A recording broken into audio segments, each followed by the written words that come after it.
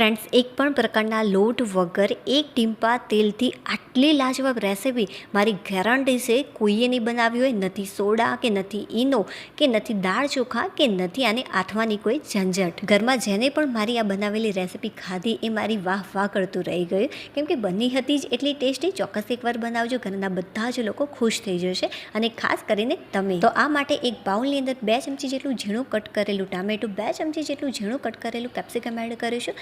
Capsicum અને ટામેટા વગર પણ તૈયાર કરી શકો છો, બટ આનાથી થોડુંક ટેસ્ટ સારો લાગશે.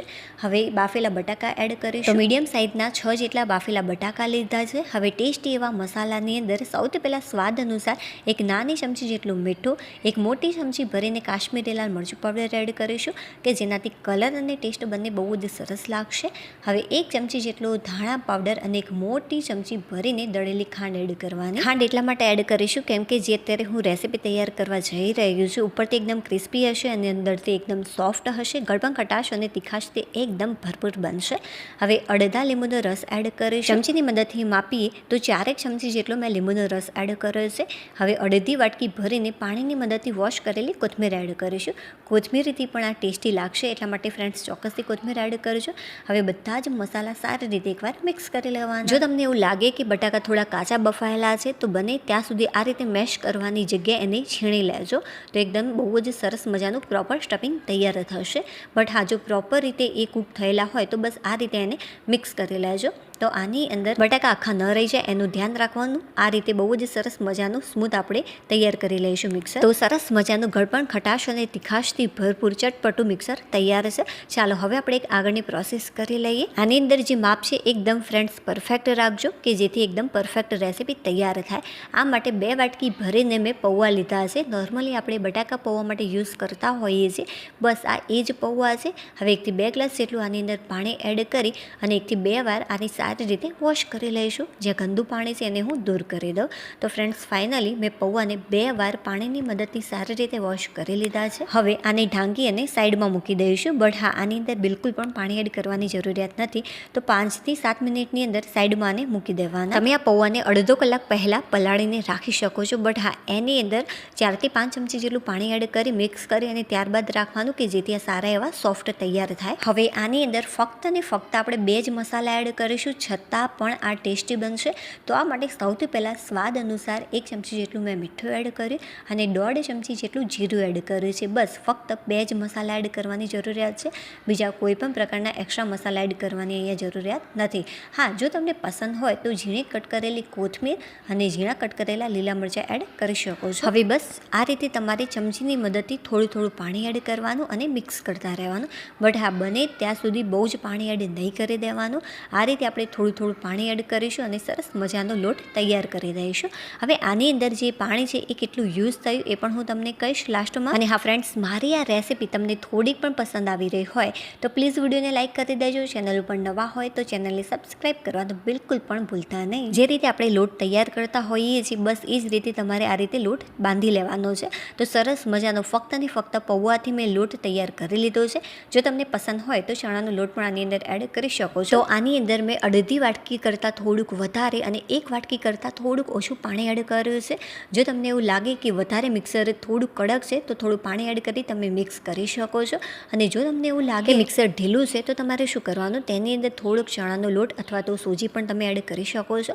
હવે ફ્રેન્ડ્સ, જે આપણે બટાકાનો માવો તૈયાર કર્યો છે, હાથ ઉપર થોડુંક તેલ લગાવી સરસ મજાના આ ટાઈપના નાના બોલ્સ તૈયાર કરી લઈશું. હવે જે પૌવાનો આપણે લોટ તૈયાર કર્યો છે તેની અંદર આ રીતે થોડુંક નાનો ભાગ લઈ લઈશું અને વડા જે રીતે આપણે થેપતા હોઈએ છીએ, બસ એ જ રીતે તમારે આને થેપી લેવાનું અને બને ત્યાં સુધી પાતળું રાખવાનું. બટ હા, બહુ જ પાતળું પણ નહીં રાખતા, નહીં તો ફાટી જશે. હવે આ રીતે આને કવર કરી લેવાનું. જો તમને આ રીતે કવર કરતાં ન ફાવતું હોય તો પૌવાનો જે લોટ આપણે તૈયાર કર્યો છે એની 2 ટિક્કી તૈયાર કરી, 1 ટિક્કીની અંદર જે આપણે બટાકાનો જે માવો તૈયાર કર્યો છે એનું બોલ્સ મૂકી અને ઉપરથી બીજી ટિક્કી મૂકી જોઈન્ટ કરીને પણ તમે આ રીતે બોલ્સ તૈયાર કરી શકો છો. ના પડીને સમજ, ચાલો હું તમને પ્રેક્ટિકલ રીતે કરીને શીખવાડું. તો સૌથી પહેલાં પહેલાં તમારે શું કરવાનું, આ રીતે ટિક્કી લઈ લેવાની, ત્યારબાદ વચ્ચે બોલ્સ મૂકી દેવાનું, જેટલો ભાગ કવર થતો હોય એટલું કવર કરી લેવાનું અને ઉપરથી નાની ટિક્કી બનાવી અને આ રીતે જોઈન્ટ કરી લેવાનું અને તેલવાળા હાથ કરશો તો એકદમ ઝડપથી આ બોલ્સ તૈયાર થઈ જશે. તો બધા જ બોલ્સ મેં આ રીતે તૈયાર કરી લીધા છે. બટ હા, થોડુંક મિક્સર આ રીતે વધ્યું બંનેનું અને મને કંટાળો આવ્યો હતો હવે બોલ્સ તૈયાર કરવાનો. તો મેં શું કર્યું, આ રીતે બટાકાનો અડધો માવો લીધો અને જે પૌવા હતા એનો અડધો માવો લઈ અને સારી રીતે મિક્સ કરી લીધું અને ત્યારબાદ હાથ ઉપર થોડુંક તેલ લગાવી અને સરસ મજાના નાના બોલ્સ તૈયાર કરી લીધા. જો તમારે બહુ માથાકૂટ ન કરવી હોય તો તમે આ રીતે તૈયાર કરી શકો છો. હવે હાથ ઉપર તેલ લગાવી મેં સરસ મજાની ગોળ નાના શેપની ટિક્કી તૈયાર કરી લીધી છે. આ પણ ઉપરથી ક્રિસ્પી અને અંદરથી સોફ્ટ થશે. બટ જે પેલી ટિક્કી છે વધારે ઉપરથી ક્રિસ્પી થશે. બટ હા, જે ટેસ્ટ છે એ ઘરમાં બધાને કઈ વધારે પસંદ આવે એ હું તમને લાસ્ટમાં કહીશ.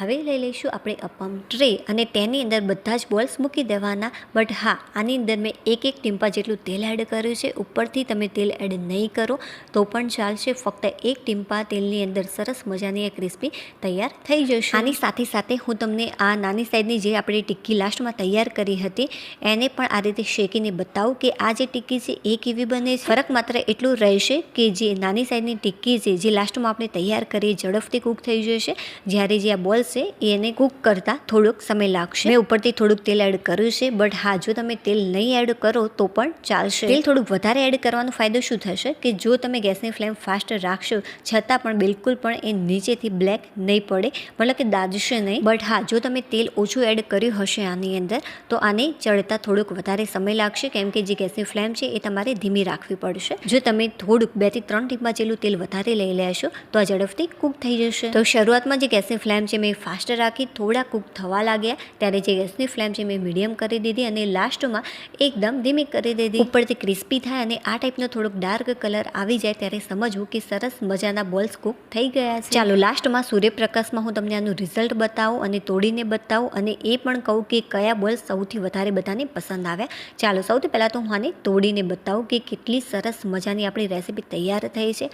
વાવ ફ્રેન્ડ્સ, ઉપરથી એકદમ ક્રિસ્પી અને અંદરથી એકદમ સોફ્ટ બની છે. મારા મોઢામાં તો પાણી આવી ગયું ખરેખર. ચાલો ભાઈ, આનો હું પહેલાં તો ટેસ્ટ કરી લઉં. વાવ ફ્રેન્ડ્સ, ખરેખર સુપર A1 લાગી રહી છે. મને સૌથી વધારે આ ટિક્કી પસંદ આવી અને મારા જે દિયર છે એમને જે એમને સિમ્પલ રીતે બનાવી હતી એ વધારે પસંદ આવી. બાકી ઘરમાં બધાને બહુ જ પસંદ આવી બંને. ચાલો હવે આપણે ફરીથી મળીશું એક નવી રેસીપી સાથે. ત્યાં સુધી બાય.